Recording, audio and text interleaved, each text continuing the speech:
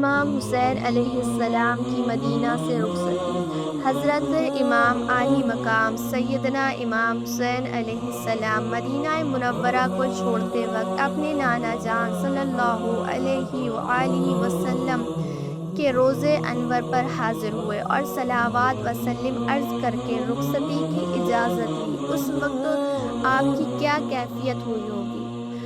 آپ کہہ رہے ہوں گے، اے رخساروں کو اور لبوں کو چومنے والے نانا جان، آج میرا حال دیکھو، میں غمگین و پریشان ہوں، اشک بار ہوں، اس لیے کہ آپ کا یہ مقدس شہر چھوڑ رہا ہوں، وہ شہر جو مجھے سب سے زیادہ عزیز ہے اور محبوب ہے، لیکن کیا کروں، میرا یہاں رہنا دشوار ہو گیا ہے، میں جا رہا ہوں، مجھے اجازت دیجیے۔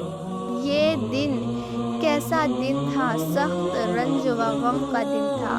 نواسۂ رسول، جگر گوشۂ بطول اپنے نانا سے جدا ہو رہا ہے، اور جدا بھی کیسا، ہمیشہ ہمیشہ کے لیے ہو رہا ہے۔